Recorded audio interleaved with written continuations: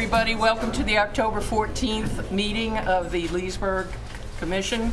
I'm Mayor Pro Tem Elise Dennison. John Christian is not here tonight, so I will be leading the meeting.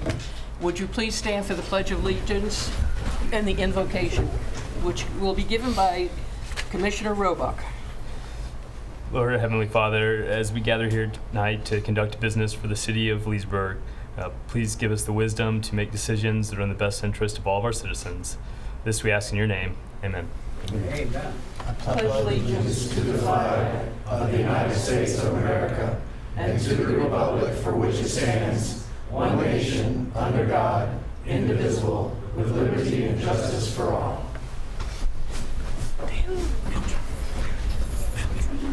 I welcome everybody. I know we've got a lot of folks here who want to speak later on, and we're ready.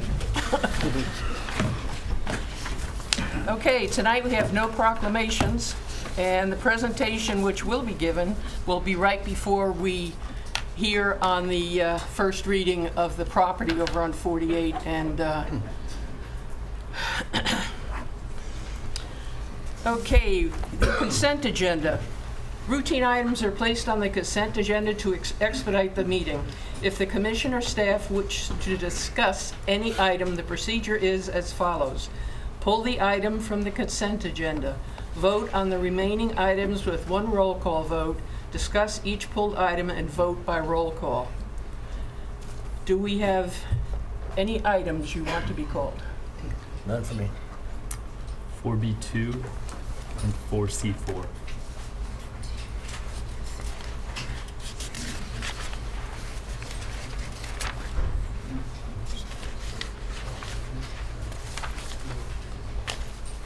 For C4. Why am I missing that? Oh, here we go.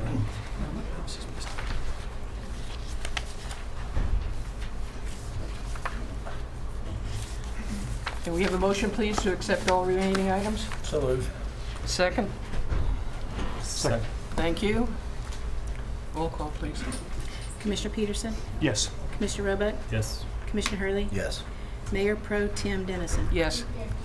We can't hear you.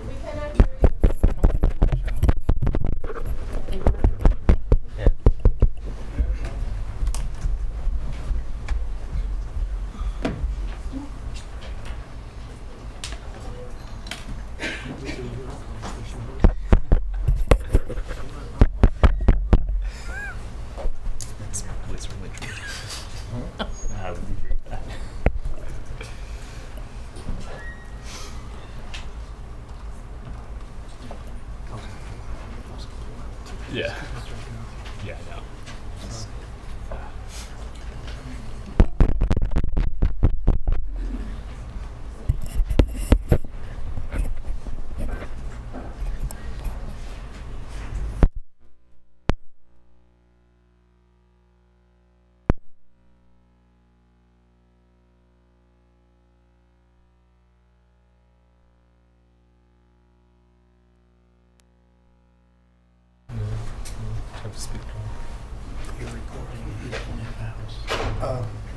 Okay, so we're recording for the record, so we're having some technical difficulties for everybody in here, so we'll just have to speak up.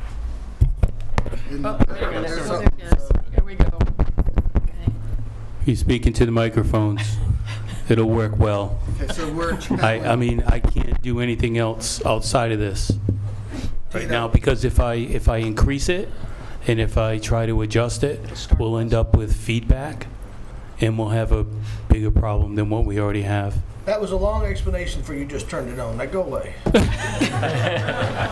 You know, thanks, Al. I tell you all the time when you come up to the podium, I mean, I try to protect you. Okay, 4B2. Would someone like to introduce, please? I'll introduce and ask that it not be read and move for approval. So moved. Second.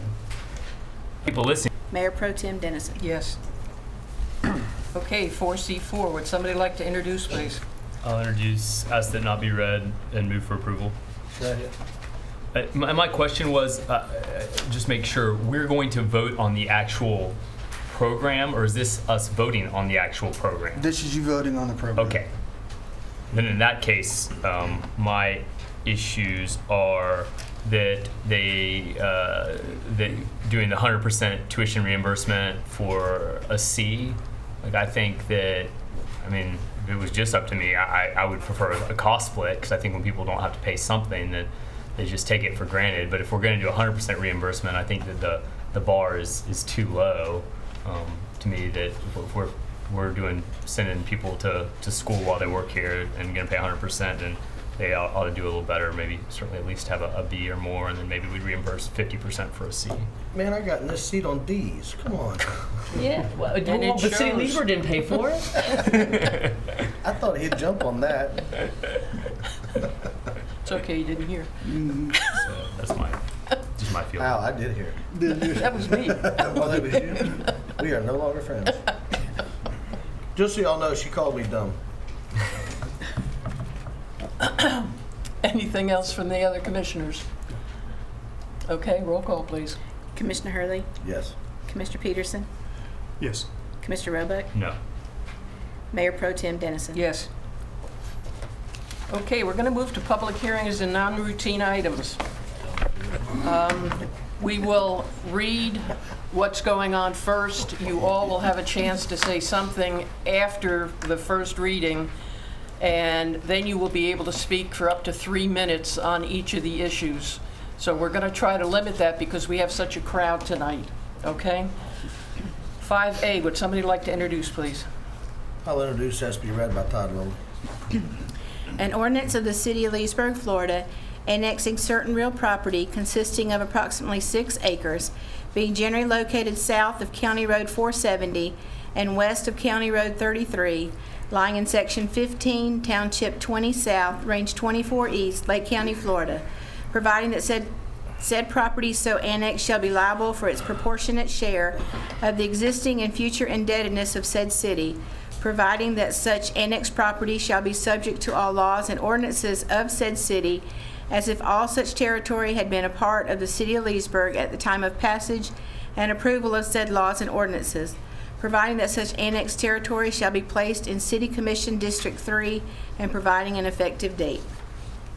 Any discussion from the commission? Any discussion from the members attending out there? Okay, this is not what you're here for. We've got to go through about 3. It's a different location, okay? Roll call, please. No, first reading, okay. 5B. Introduced and has to be read by title only.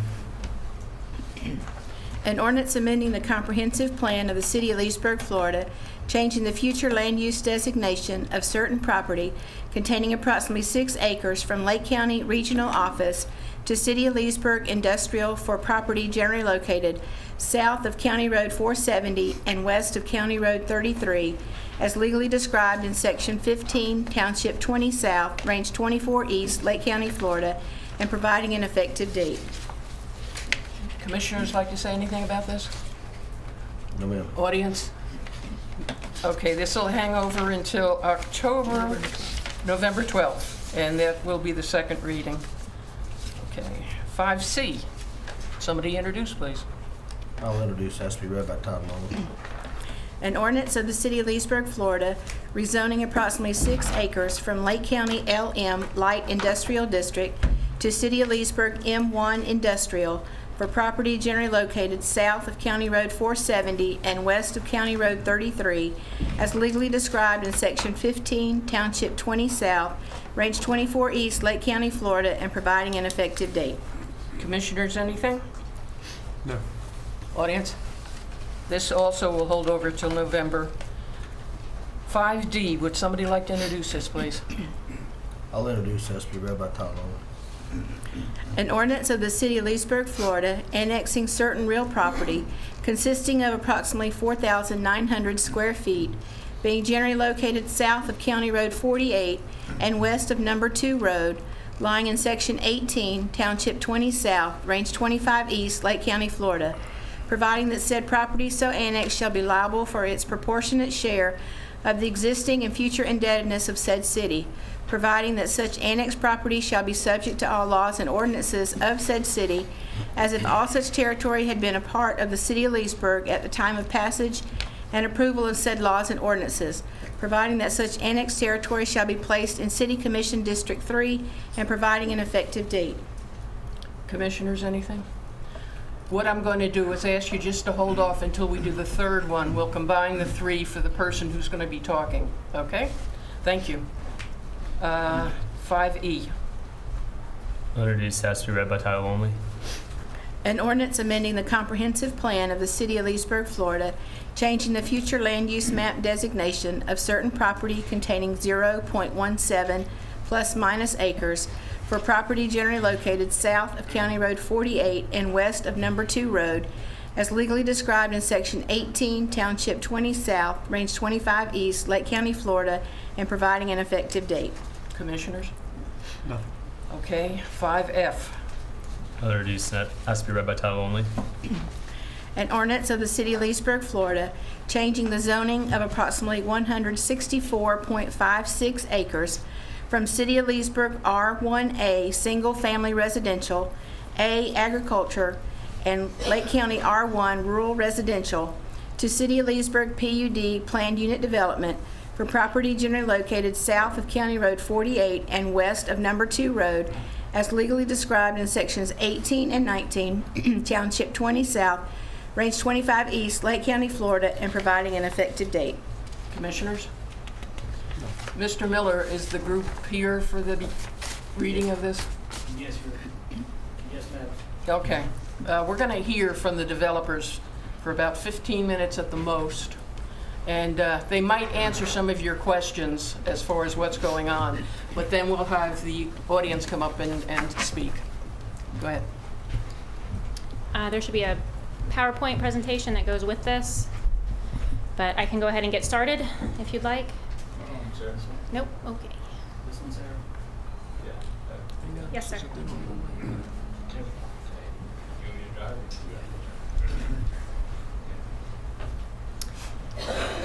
So my name is Sarah Meyer. I'm here on behalf of Hanover Land Development Company. I work with Dewberry down in Orlando, Florida. And our development team, project team here tonight is, we have Ben Snyder and Tony Iorio from Hanover Land Company, and our project engineer, Nicole Staldorf, who's from Dewberry as well. In case you don't know anything about Hanover, they are a full-service company. They do real estate, development, and home building, and this gives them the resources to see their projects through from the beginning to the end. They have over a 35-year history here in Central Florida, and in the last 5 years alone, they've done about 22 projects, which includes over 7,000 lots. And specifically in Lake County, they have an extensive history with projects ongoing in Ardmore Reserve, Cypress Oaks, and Preserve at Sunrise. And they're also a very charitable organization, giving back to the community whenever they can. So the three items that are on the agenda tonight, you've already gone through two of them, is the voluntary annexation, which is only for 0.11 acres, a comp plan amendment for those 0.11 acres, which would assign a future land use category from the county to the city, and we're requesting an estate future land use category, and then to rezone the entire property, which is about 165 acres, from the existing zoning districts to a unified zoning district of planned unit development. This just gives you a side-by-side comparison of the future land use, the existing and proposed, and as you can tell, there's only a mixture of 40-foot wide, 50-foot wide, and 65-foot wide lots, all single-family detached homes. We're not looking for townhomes or apartments or condos. We're just looking for single-family detached homes, which is pretty consistent with the surrounding area of this particular surrounding area of Leesburg. Oh, I'm sorry. We are providing 35 Pacific plan for the PUD, 40s, 50s, and 65-foot wides. All of our 40-foot wide lots are located internal to the project, so you won't really see them as you're driving by or if you're looking out from your own property in your backyard on an adjacent piece of land. They're all internal, and then the 50s are provided throughout the project. And the 65-foot wide lots, we have actually committed within our PUD conditions to place those adjacent to any existing single-family home on an adjacent piece of property. So our widest product will be adjacent to any existing single-family home, which is pretty much just on the western boundary where we are next door to Highland Lakes. Additionally, the majority of our ponds are located along the boundary, which just provides extra separation and barrier for the adjacent property owners, And then number 2 road and County Road 48 also sort of act as a density barrier between the city limits and once you get into Lake County. It's sort of that final line that the city's outlined for growth. Just want to highlight our open space and buffering. As I said, it's over 58 acres, 35% of the site. But within that, we have a 1 acre amenity center, about 1.5 acres of neighborhood parks, 7.4 acres within buffers, and that 7.4 acres of buffers is only on the perimeter. That's that 25-foot minimum perimeter buffer that I spoke of earlier. We've also got stormwater areas and green spaces throughout the project, so pretty substantial amount of open space being provided as amenities to our residents. There's an existing wetland on the southern portion of the property. It's 4.14 acres. Again, a natural barrier that we are looking to preserve. We're not going to impact that. It's down there on the southern side of the property between 2 of our stormwater ponds. That's actually going to be a very nice feature for the development. And as I mentioned before, number 2 road on the east acts as a density barrier. But before we move on, Ben, if you go back real quick, I also just want to mention, since you do see the wetland down there, and there are wetlands around us, under standard water management district protocols, we will not alter the flow of any of the existing conditions, current conditions, in any way that would adversely affect our neighbors. All stormwater calculations would be done in accordance with best management practices and must be approved by the water management district and the city. So we're looking to maintain the current pre to post condition. So I also wanted to zoom in just so you could actually, it's such a large piece of property that I wanted to zoom in and give you an idea. This is the eastern portion of the property along number 2 road, which is running north and south. You can see that we have open space tracts and stormwater tracts specifically dedicated to provide additional buffering on top of the minimum 25-foot buffer that we're providing. So quite a substantial amount of separation from any adjacent landowners. And what's mostly around us is vacant residential, some timber. There is 1 single-family home on the east side of number 2 road, but it is not contiguous to us. It's across the street and sort of catty-corner from a large stormwater tract. So we're doing the best to provide some sort of screening and separation from those who might not want to have a view of the development. There's also existing vegetation and heavy tree canopy along number 2 road that sort of helps provide additional screening that when it's on their property, obviously we won't be touching that. So this is the western side of the property adjacent to Highland Lakes. So we have the 25 going north to south. You can see the 25-foot buffer that I mentioned before. And then as you actually go south along our property boundary, it's kind of a dark picture, but the property line does a little in and out there. And we can actually have the potential to go up to 50-foot wide buffer here. It's going to depend on once we get through final engineering and the drainage and grading of the site. But there's a potential there to have up to 50 feet and buffering adjacent to the homes in Highland Lakes. But those gray boxes that you see, those are the potential home sizes right there. So it's pretty similar to what's already next door to us. About the same size, about the same density, and a similar neighborhood design as well. So additionally, we have a residential neighborhood, the proposed PUD, that is looking to go right next door to another residential neighborhood.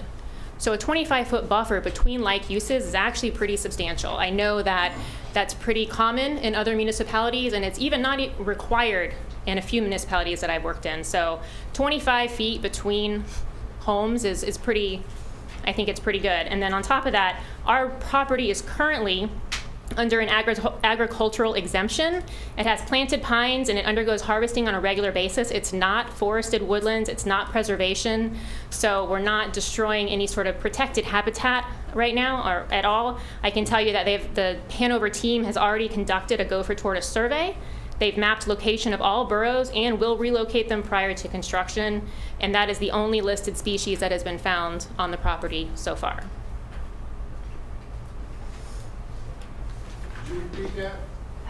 I missed that. Property facility. They've used it in a couple of their developments, and it's been really well received by the residents. This is a pool and cabana, and this would be in addition to the neighborhood parks that would be provided throughout the property as well. some of the proposed home elevations. There's architectural standards in the PUD conditions, but this just gives you an idea of what some of the homes might look like.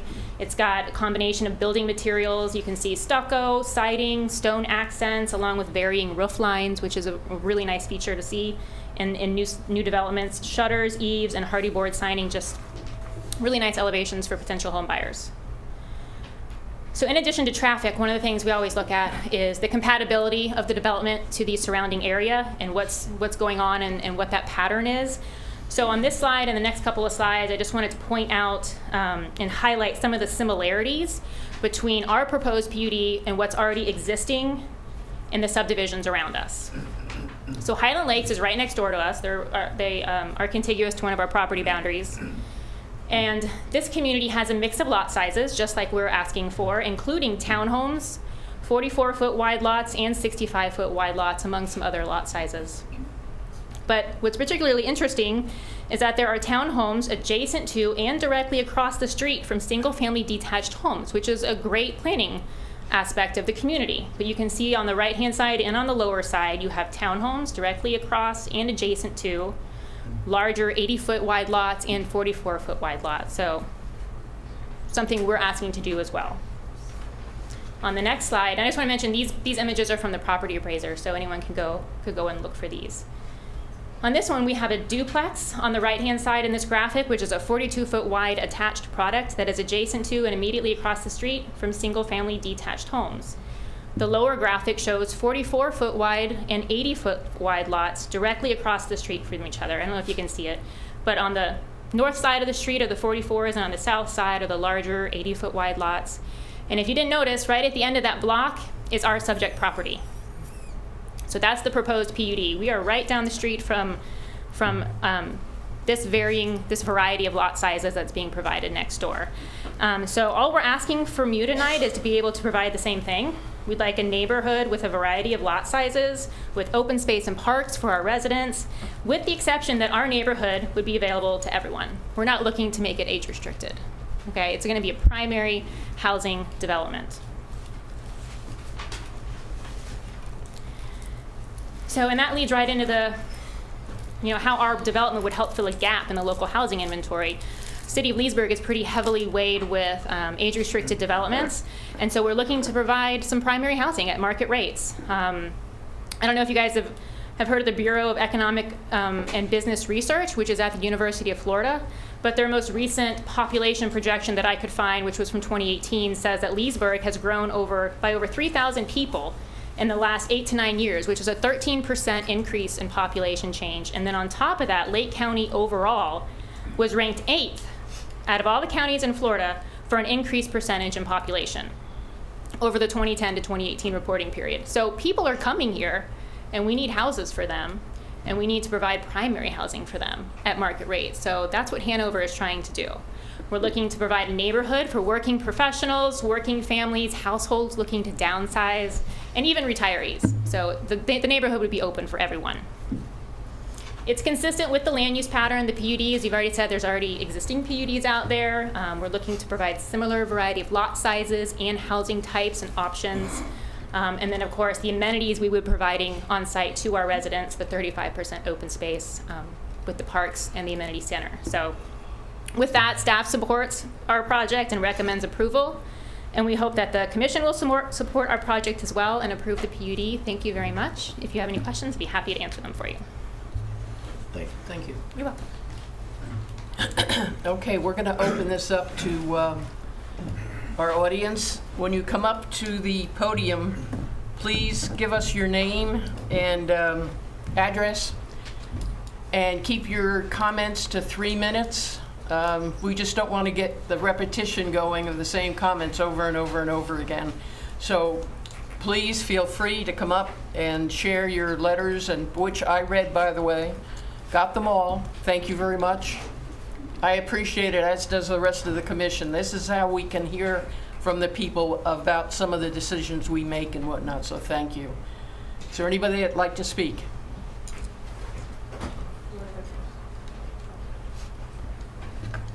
I did send a letter to the commissioners, but I would like to speak from some of those points. I'm Donna Johnson. I live at 6509 Borg, a Highland Lakes residence. This proposed PUD will negatively impact Highland Lakes. I know they've made, some concessions, but the proposed PUD values conflict with the value of Highland Lakes. Highland Lakes is a 55-plus gated community of 938 homes with 1,800 residents. People move to Highland Lakes because they want to live in a safe, secure, gated neighborhood. They want to live in a peaceful, quiet environment with other mature adults. With the proposed non-gated PUD, those values would be in jeopardy. Highland Lakes would no longer be a safe, secure neighborhood. You can't put a non-gated community up against a gated community unless you're going to totally enclose it, and they are not. They're going to build a 6-foot fence, but at the July meeting, I asked could they walk around it, the residents of the new one. They said they could, so they can enter the Highland Lakes gated community. The peace and quiet that's so important will be compromised. Highland Lakes residents have raised their families and they're ready to enjoy their golden years in a peaceful environment. Young families and their children are active and noisy, as they should be, but Highland Lakes residents are not. The PUD does provide for a buffer. Unfortunately, it's going to be provided at the expense of cutting down the existing mature forest in that area and installing grass and canopy trees. The higher elevation of the McLeod, I'm not sure I'm saying it right, property will make a 2-story house appear to the Highland Lakes homeowner to be a 3-story structure, since the property is slightly higher than that of Highland Lakes. Looking at the county website, there's no plans for increasing County Road 48 in size, or even number 2 road. I know the county commission's debating whether to borrow $10 million to make existing repairs to roadways.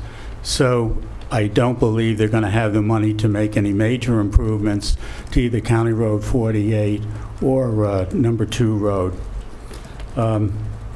This time of year, as the snowbirds start to come back from up north, of course, we all realize the traffic problems get even worse. And by adding 542 houses, we're probably going to add another 1,500 vehicle trips per day or even more. And also, there's probably other planned units that are in the waiting to be approved. I don't think we've really resolved the water and the school and the traffic issues to an extent where we feel confident that we could just approve units without looking at all the infrastructure needs. I also looked at an article a while back where it said that a lot of communities rely on growth as a way of increasing tax revenues to deal with a lot of issues, but tax revenues don't always accommodate all the service needs of all the new residents.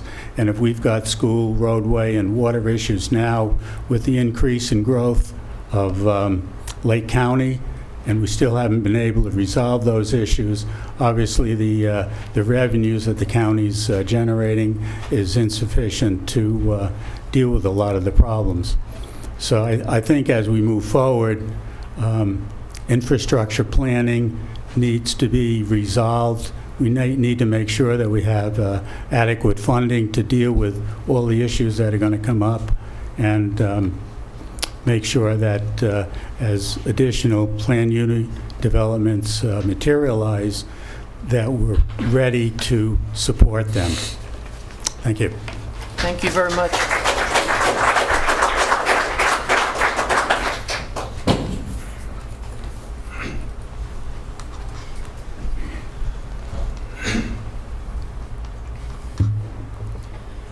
And my name is Charles Groves. I live at 7072 number 2 road. My property is in some of the maps kind of joined together and looks like the Van Arsdale properties, if you have that. But I have a 2-acre plot of land that neighbors, probably according to the plans, 3 or so houses of that they're building. I am directly adjacent to it. When I'm at home, I have the ability to work on my car, work on my home, do yard work and things like that. My 2 young daughters that live with me and my wife, 4 years old and 6 years old, they get to have the freedom to play in a 2-acre area and not have to worry about anything devilish or insidious happening to them. I get to let them do that while I'm able to focus on keeping my car and my family and everything else running. The only 2 times that we've ever had crime in our area that I can remember since we lived there for the past 8 or 9 years was when we had construction and or labor happening at either my house or my neighbor's house. They watched, they learned our patterns, and when we weren't there because of our remote location, they came back and took advantage of the situation. We are going to have large-scale construction going on directly adjacent to my home. My youngest daughter has autism. She is extremely easily manipulated, and it would not be much for anyone to tell her, hey, come on behind my truck. Easily take her back there. I worry that they're not going to have the time or the money to do criminal background histories on all the labor that would be happening in these construction sites. As a result of being robbed, both us and our neighbors, we only hire companies to do labor on our house that do criminal background checks on all of their labor force. So it's one of those things that it really scares me and it really scares my daughters, because I explain to them how it's going to change for them and what they get to do. It's going to limit their freedom as a growing child. They can't play outside. The whole idea of kids not being allowed to play outside nowadays without a helicopter parent is because of large neighborhoods. Statistically, you cannot guarantee that somebody in that neighborhood isn't going to have some ill will towards someone. Just can't guarantee that.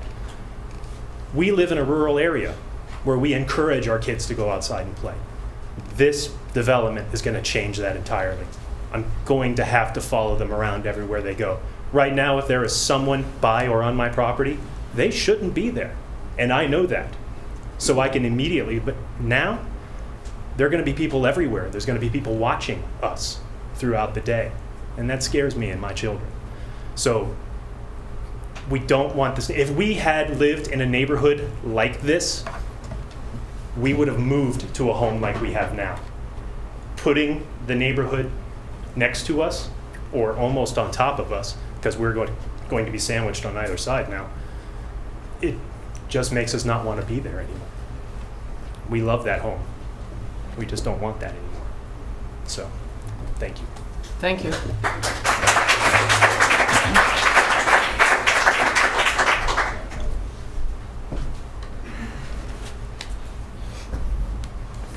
Hello. Hello. I am Mallory Blessing Will. I live at 8328 Lakeshore Drive in Yalaha. And I grew up down Blue Sink Road, which is right off of number 2 Road. And I drove number 2 Road every morning at 5:30 to swim practice for Leesburg High School. And I could pretty much close my eyes and drive down that twisty turn road. And the biggest issue that I have is not so much the fact that this property is becoming a development, because the reality is these large tracts of land that sit all around Lake County are becoming developments because our state is filling and filling with more and more people. So it's not really that. My issue is with the entrance onto number 2 Road. If anybody has ever driven on number 2 Road, you would know that there is no easement, none. Where the road ends is where your car tire rides along the grass. As a matter of fact, today we were on number 2 Road and there was a large semi hauling a backhoe on a very large trailer, and all of his tires were on the double yellow line and the other tires were off on the grass. And this is one vehicle driving down one side of the road. So not only is there no proposed turn lanes for number 2 road, there's no proposed widening for number 2 road. And we've got 542 home sites proposed to go in there. So you've got about 1,000 cars that are going to be traveling. And we'll say half of them may use 48. But those of us who live in the area and those of us who work in Orlando know that one of the back ways to get into that subdivision would be to take State Road 19 from the Turnpike, which feeds directly into Orlando, you know, southern portions of Claremont. And you're going to be coming down 19 and you are going to turn on number 2 road because there are no stoplights. It's nice, pretty view. And we're going to have people driving over the speed limit because, hey, we were all young once, right? What kind of driving did we do when we first got our licenses at 16? What kinds of drivers were we when we were in our early 20s? You're on your phones, you're distracted, you've got places to be, things to do. So you're going to try to find the quickest route to get somewhere. You're likely going to be going at the speed limit if you're a good driver, over the speed limit if you're somebody like me and is full of tickets. And you're going to be distracted most likely too, because when that text goes off, man, it's just really hard when you know there's not a cop there to not pick that phone up and just see who was on the phone. So development. Building court.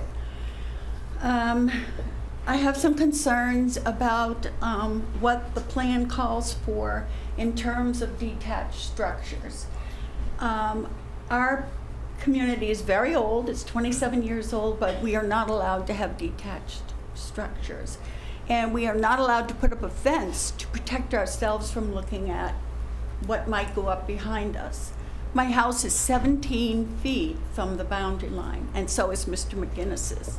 Every other of the 22 homes that are going to be affected and have these people in our backyards have lanais and cages and swimming pools that face that way.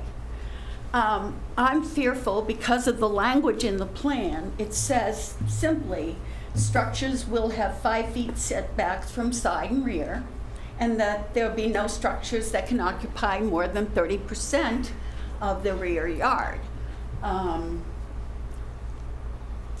fearful that we're going to have 14-foot high, 2 feet from the fence. I mean, who's going to monitor this? I'm afraid that the setbacks won't be correct. I mean, if your structure is 12 feet or higher, you have to add 2 feet for every foot of height that you put on the shed.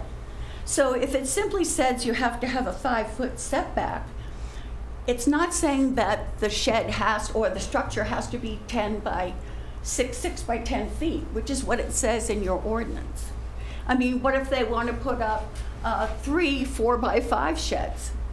Who's going to stop that from happening? Not Hanover, not me. I'm afraid we're going to have kayaks hanging off the back of these sheds, and shovels and bikes and God knows what else.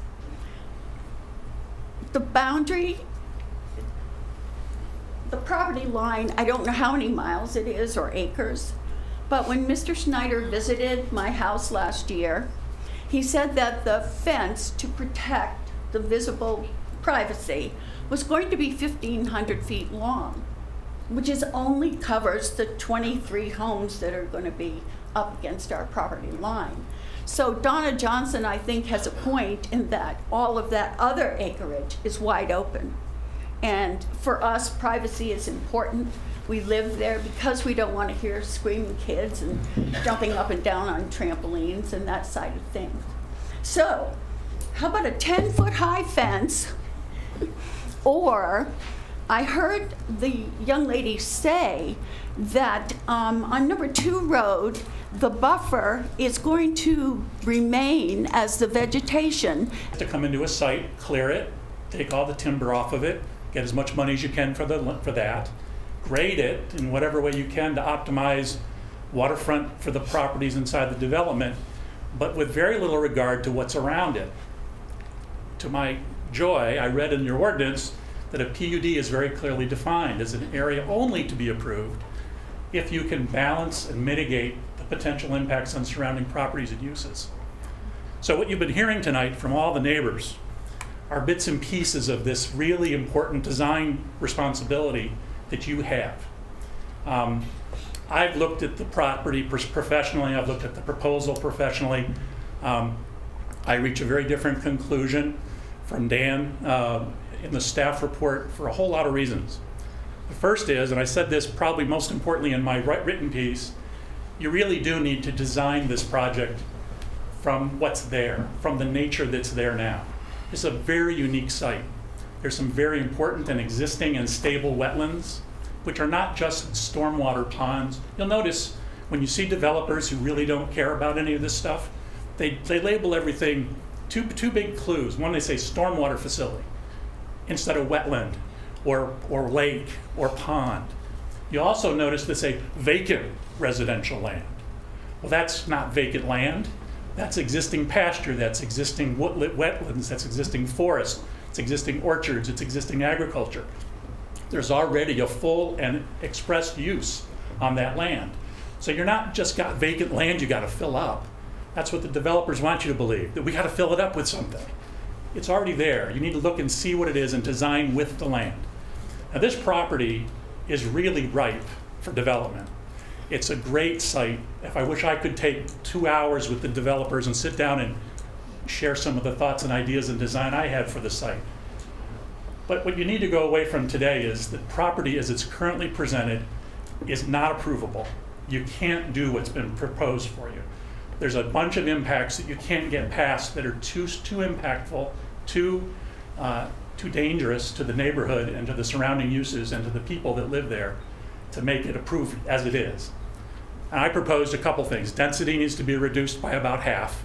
And they're going to scream bloody murder because, oh, the market doesn't bear that. Well, it does.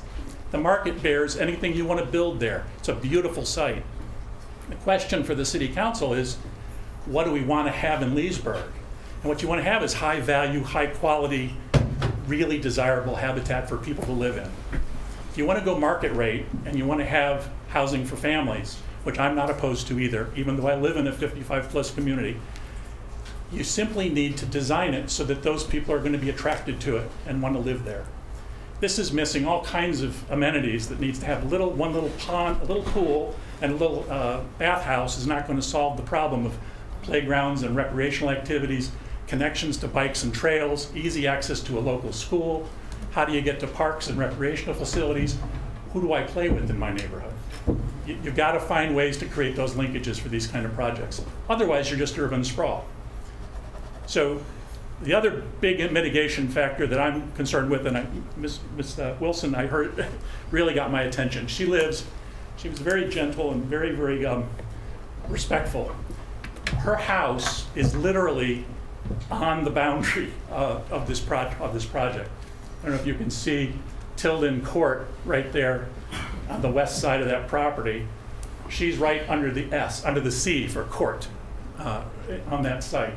Right now she enjoys and appropriately enjoys an existing mature forest, an oak forest on the side, and with pines to the east of it.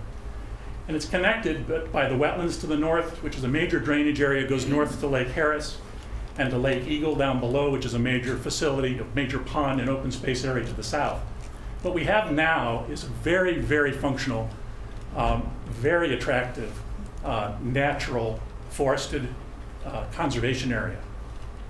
It would make a lot of sense to create an amenity that benefits not just the new project that's being built, but also could serve as a buffer mitigation technique to the adjoining property owners. There's a 55 plus PUD to the west, not just a PUD. And you have to find a way to mitigate the potential impacts between what you want to build, which is a family house, and the existing senior housing to the west. How do you do that? You do it by separating the uses, and you do it as much as you can do it.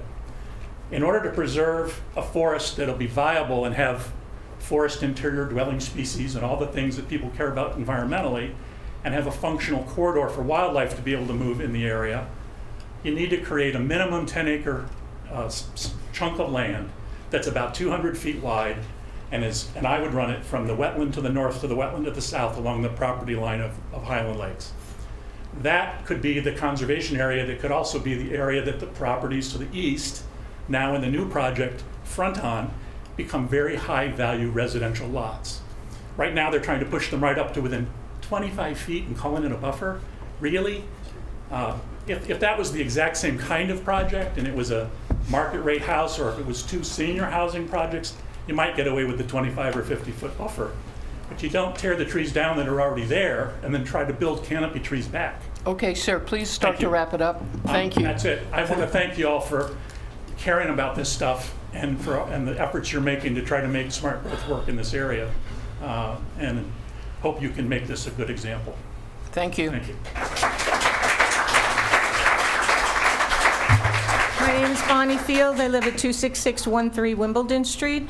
The aerial view that portrayed the density of our community left out the whole section of our community, which is reserved for our probably close to 100 heritage oak trees, our wide pathways for walking, and all of the serene surroundings of our lakes. We have multiple lakes in addition to wetland retention ponds. Our community is environmentally friendly. You can't go there without seeing people walking around, enjoying the wildlife, the birds, the serenity, the peacefulness that's been reviewed by many. We would like to keep this as it is. We feel as a community, and I've heard from many people who enjoy our community, that there's a great potential that this will change, our structure will change. I'm also thinking of the people that are going to move into this community. I was told it was an entry-level community. I haven't seen any new housing under $200,000. There's been no mention of the dollars of this development. What I also wanted to say is what I noticed, that yes, there are some houses that are going to be larger. I see that there's 3 tiers of houses, but the lowest, where they're going to have the 40-foot wide lot, where the smallest of the houses seems to be the most dense. That's the entire community, basically, save for a very few. So what I would say to you is, who's going to live in this community, and who I think is going to live and afford to be able to pay that $200,000 mortgage is probably somebody earning anywhere from $45,000 to $50,000 a year. So if you have a family of 4, who are those people? They are our firemen, our teachers, our EMS workers, our people who serve our communities. We want these people to stay in their community and to live in their community and hopefully live with their parents eventually, live with their autistic children in their homes who may never leave, or have a vegetable garden in the backyard. Obviously, with a tiny pool and no clubhouse and very little space except these retention ponds, or since it is in a floodplain, I read, there are not a lot of ways and means for those communities going to be.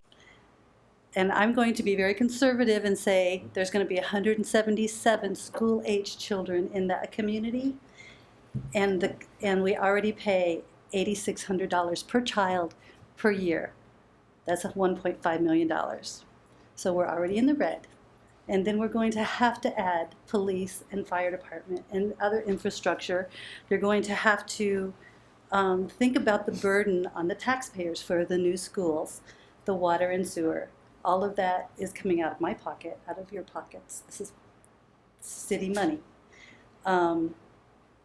This type of leapfrogging that these communities are doing is going to cause a burden on Howie in the Hills, the city, on Yalaha. They're not, the more we build, the less likely they are going to be able to service this community and me. It's already a struggle sometimes to get a police officer close to my house.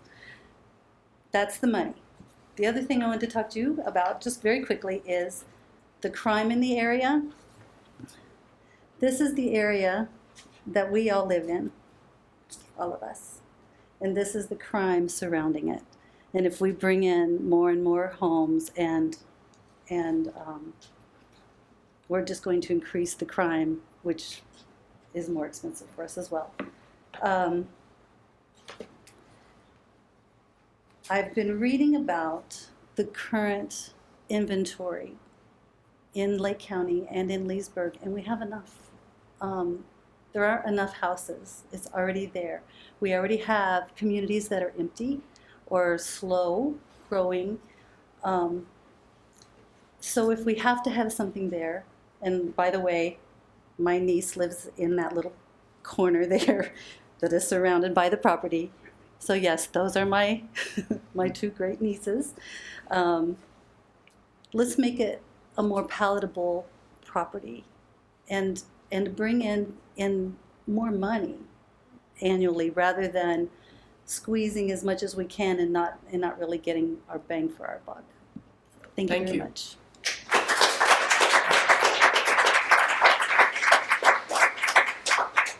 Is there anybody else? Linda Biesmeyer, 26715 Wimbledon. I'm in Highland Lakes. I have to agree, there's too many houses per acre. 1.3 children per household, I think, is the deal. So we're talking about maybe 600 kids of school age. We've got one pool and one small building for them to play in, or they play in the street. There's not enough services around. There's no daycare. We're all retired. I don't even know where a daycare is, even close to us. Doctors, we just don't have enough people to support that many people. 1,700 and some people approximately. I hope it's turned down. Thank you.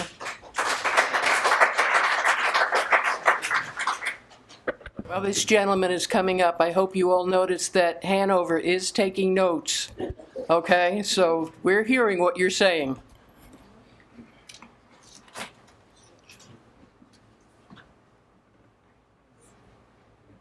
I swear I'm not drunk, I have vertigo. Name's Ed Williams, 26539 Wimbledon Street, Highland Lakes. To me, this is personal. My wife tried to get me to move to a 55-plus community for 15 years. I'm 70 years old. I rode Rescue 1, Jersey City Fire Department, 25 years. I was at Ground Zero for 30 days.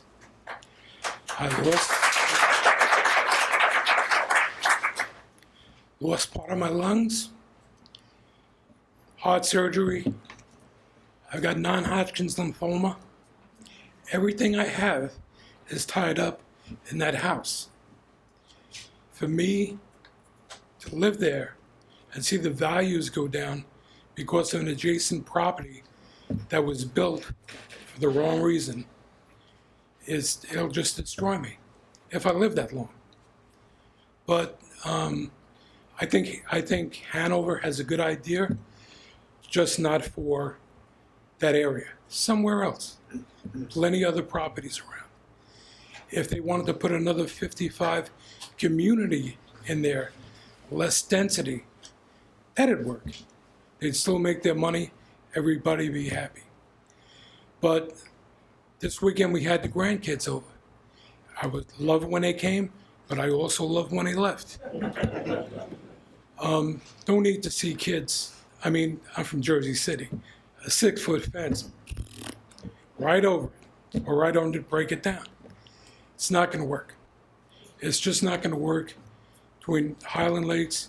Many years at watching the birds, the osprey, the cranes, the gopher turtles, the wild turkey. That place is a haven up there, and what they propose to do, I think, is wrong. And I'm hoping that you all will take that into consideration. All the points that have been brought up as far as density, that's crazy. When I come home from shopping in Leesburg on 27, I have to sit through 4 turn lights to get on to 48 in rush hour traffic. The traffic is already uncontrolled. And number 2 road is a haven for bicyclists and walkers. People still walk for health. Their doctors are telling them to do that. There's not going to be any place to walk pretty soon if we keep up this building craze. So I'm hoping you will take that under consideration, and thank you. Thank you.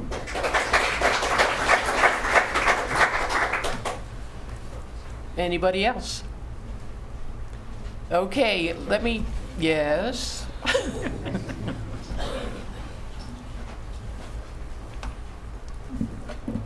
I'm Stan Gubner. I live on 6533 Borg Street, which is on the southeast tip of the subject PUD.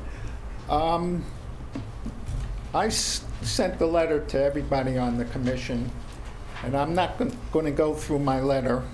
Hope you all read it.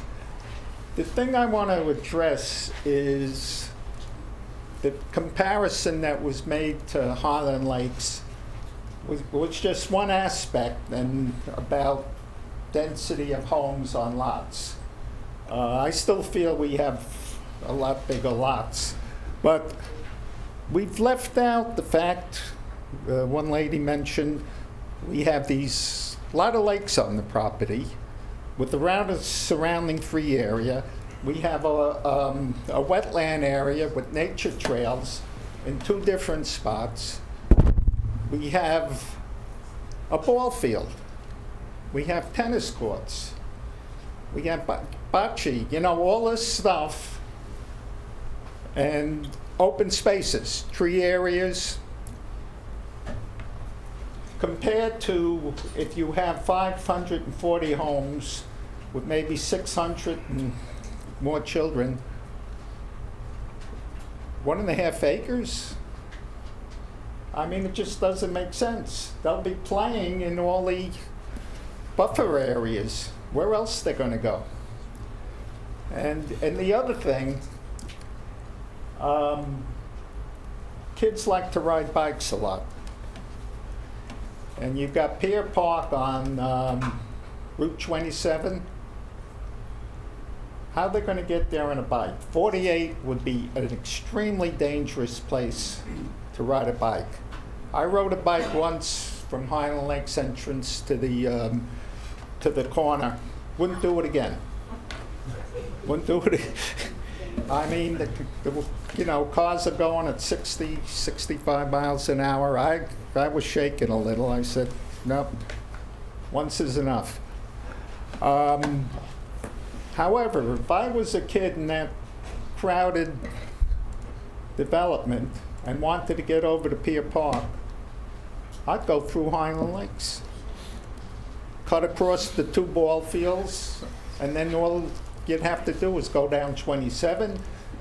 The other thing I would consider doing is take a chance on 48 for a little bit and go through Legacy. I mean, it's very easy to get around the gate on a bike. All you got to do is jump the curve or just walk your bike around the gate. So when I'm saying that, just to compare and say we are similar to Highland Lakes on just one aspect maybe, it's not the same. Just not the same. I have visitors come from up north and they amazed at the open space we have, all the lakes. And like I said, we even have 2 pools, big clubhouse.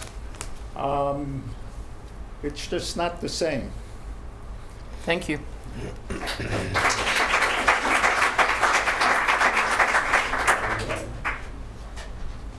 Commissioners, do you have anything you'd like to add before we move on?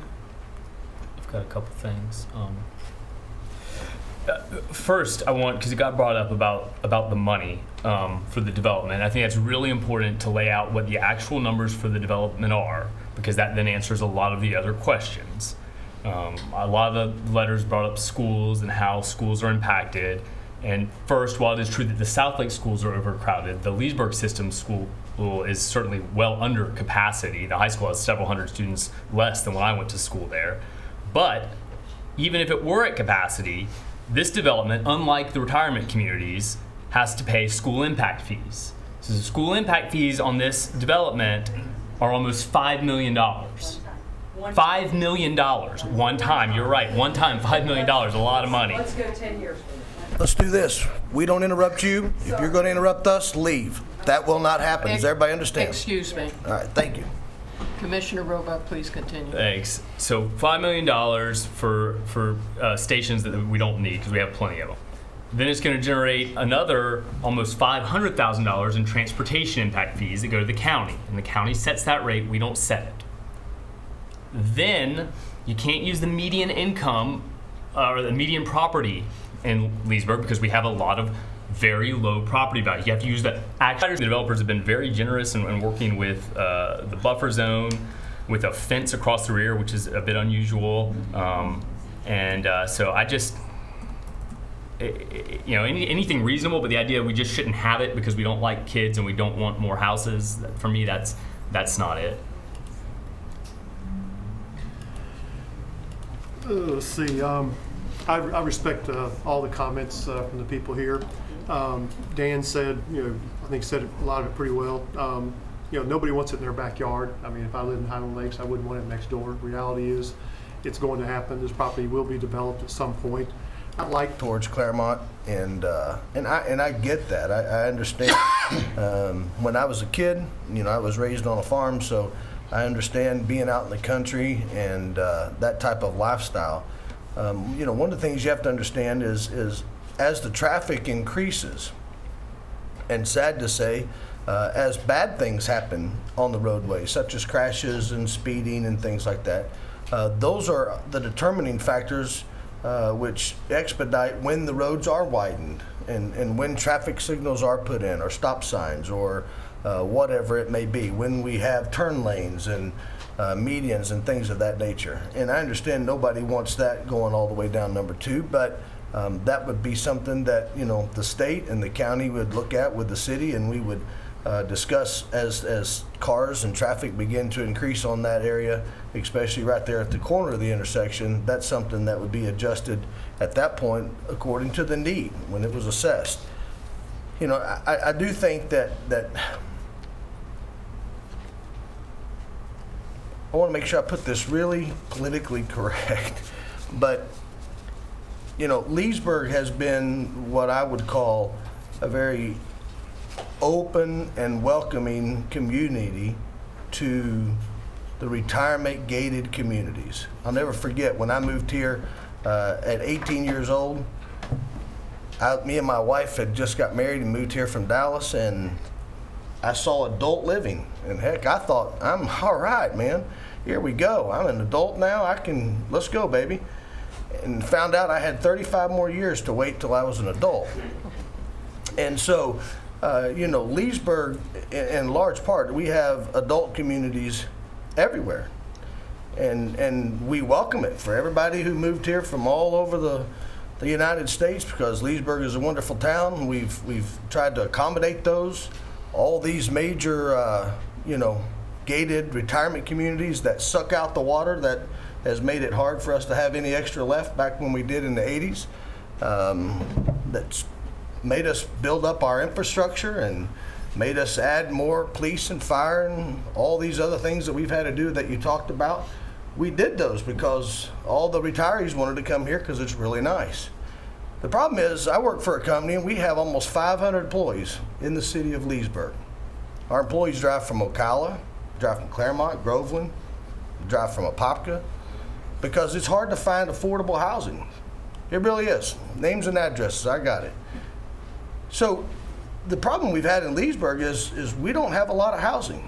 Go try to find it. You can go down off of Pixiola, there's a couple little neighborhoods there. Go to Beverly Shores, a couple little neighborhoods there. You can go over to Sunnyside, a few little neighborhoods there. And we got these little pockets, and that's what they are. They're not 900 houses and 2,000 houses. They're not bunched in, but they're pockets, and nobody wants them. I think Commissioner Peterson said that. Several of you said, hey, it's a great idea, just not in my backyard.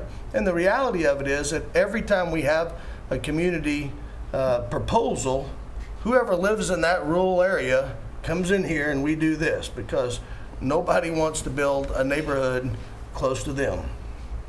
The unfortunate thing is though we have to have it. The villages are building and coming in down there on the other side of 470 and 48. There's going to be a big explosion of growth on 27 in there, which you'll enjoy the restaurants and you'll enjoy the car washes and all the things that come in particular with the villages. That'll happen, but they're going to need a workforce to take care of that in the service industry. And we need affordable housing. Our policemen, as you talked about, our firemen, they need a place to live. And I know it's not a forever home, but I'm in my 50s and I still ain't figured out my forever home. It's just not what we do a lot of times. So I do understand, but I know we need housing in Leesburg bad. Sure, if you go on there, there's 2,000 houses a month that hit the market. Most of those are in retirement communities. Unfortunately, not because the people wanted to move, but maybe they moved on to meet their maker. So I understand the houses are available, but those houses aren't available for everybody. So all we're trying to do is figure out how to make it. It's not 4 houses, it's not 5 houses per acre. I would like to see it 2 houses per acre, but I understand the challenges that the developer has. I understand your concerns. Obviously, anywhere you have people, you have a risk of there being some kind of crime increase. I get that.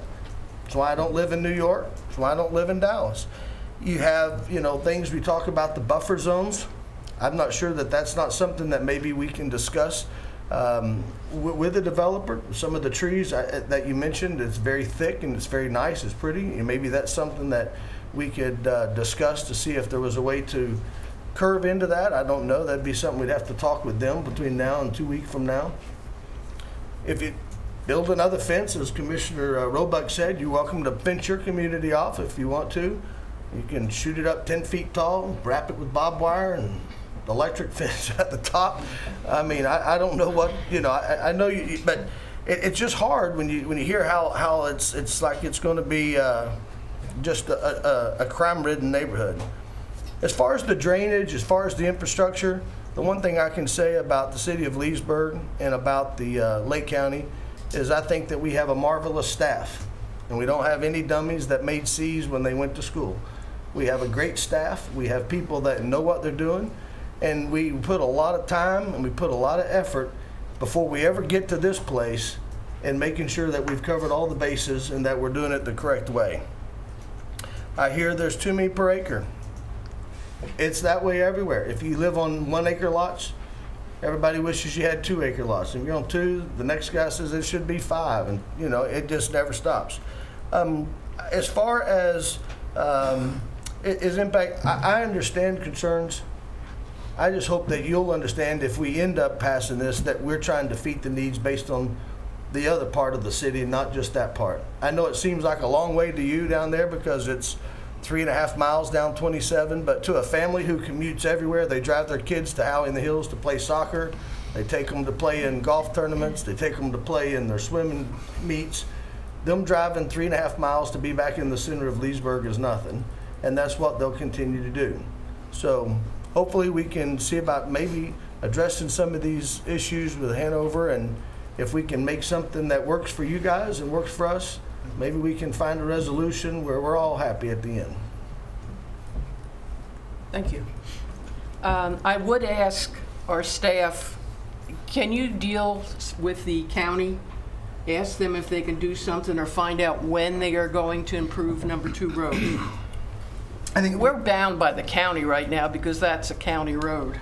Yes, go ahead. Yeah, I think we can have some influence and suggestions on the improvements the county will want to do. They'll have some codes and standards that ultimately they'll follow, but we can have some communication with them for sure. Okay. And there is a meeting scheduled, Dan? Excellent. So we can get back this before week. the 2 weeks. Okay, great. I appreciate that. Moving ahead, this was the first reading, so it's a case of in 2 weeks, we'll go ahead and look at the second reading, the November 12th. We'll go ahead and do the second reading, but before then, we'll be together with Hanover and with the county, as you heard. By the way, I live in Legacy, so I feel what you're saying. Mayor, yes. May I add one thing? If Dan, could you before the next meeting get clarification on the detached structures? Is there on a maximum amount, or there was a point brought up that maybe someone could have multiple, and I don't think that was the intent. On the detached structures, Commissioner, you're allowed to have up to 30% of the rear yard covered. There's not a number, a maximum number. We could add that into the PUD easily, but there's a 5-foot setback. What about the height? On the height, you can go up to 12 feet if you have the 5 feet setback. If you want to go to 13 feet, you have to move it in 2 feet. Every foot above, you have to come in 2 feet.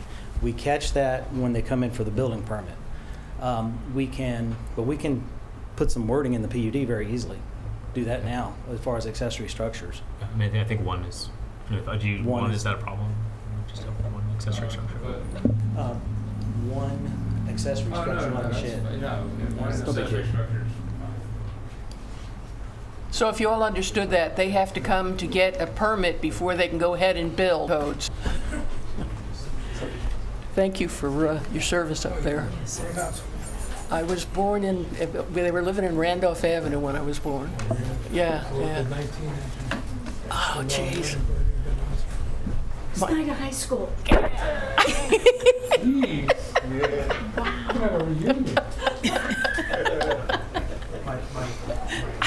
Thank you, everybody. Okay, we're at 5G. Would somebody like to introduce that, please? Tyler, it has to be read by title only.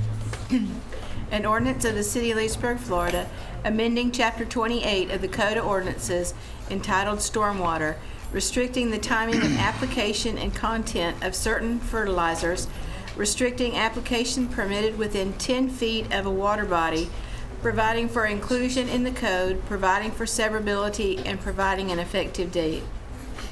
Do we have any backup material on this code? Commissioner, you have me. Just an overview. It's a requirement by state statute that we have a minimum code. The state provided a model code. What you have in front of you is the model code with the exception that we put in a no nitrogen phosphorus fertilizer use period in, I think it was June through September. Other than that, it is the minimum basic code requirement or required by the state. Okay. There. And that's what the nitrogen thing, because my understanding is that the University of Florida, when Lake County adopted this, their ag people were saying that that's kind of crazy and that you shouldn't do that. Because that was the Lake County thing, not the state of Florida, right? No. The June to September, what was the part that, because Lake County did something much more restrictive than the state. The Lake County, it was the dates itself, not the notice that nitrogen and phosphorus were the prohibition. The model ordinance defines the the prohibited period. It's kind of a little squishy thing about during storm warnings, hurricane warnings, anytime we think it's going to rain more than 2 inches per hour. So and what Lake County did was went beyond that and said we're going to also include nitrogen phosphorus prohibition from, I think it was June 1st to September 1st. And that part it's in fact was the second iteration that the county did. The county adopted the model ordinance first, and then a couple years later, in fact last November I think was when they adopted this little more stringent order, and they did that based on input from some of the civic organizations like